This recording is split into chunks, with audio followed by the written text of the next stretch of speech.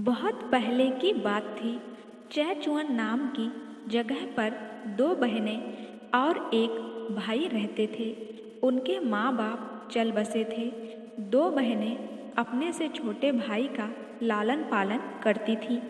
बड़ी बहन खूबसूरत और लावड़ निकली, लेकिन दिल से वह बहुत जालिम और क्रूर थी।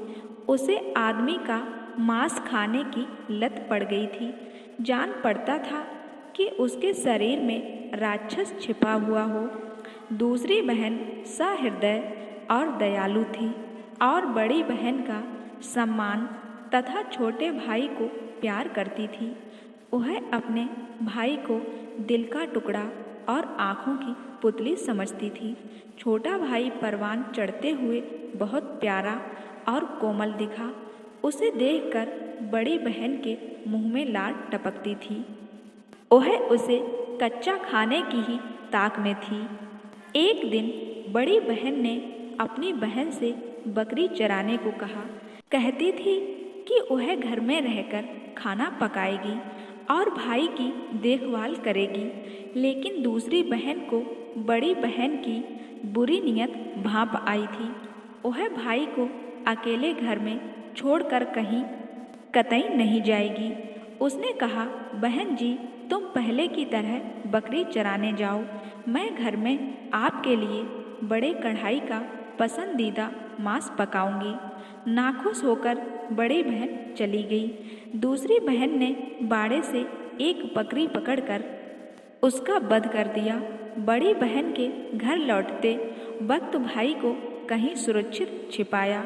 बड़ी बहन के लौटने के बाद उसने पका मांस लाकर बड़ी बहन को खाने के लिए परोसा और कहा, खा जाए। बहन जी, यह भाई का मांस है। सुनकर बड़ी बहन की बांछें खिल उठी और हाथ पांव नाचे हुए।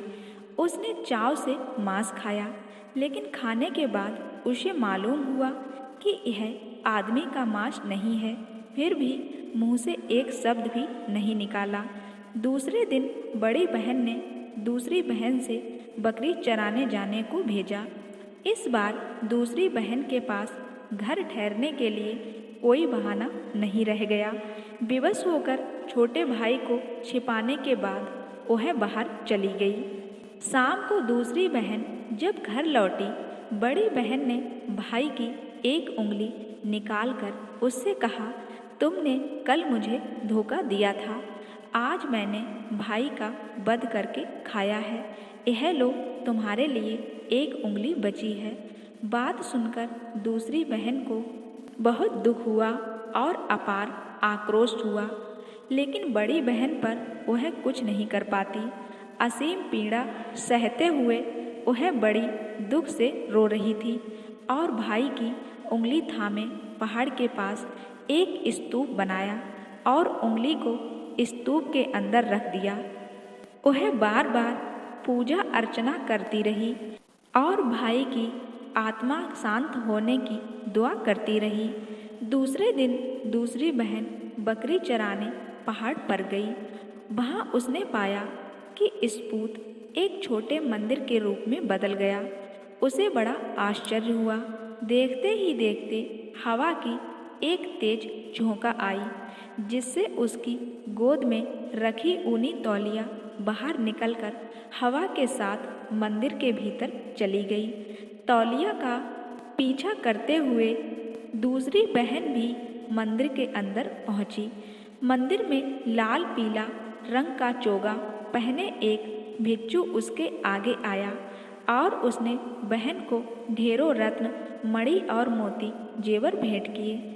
खूबसूरत जौहर आभूषण लेकर दूसरी बहन घर लौटी।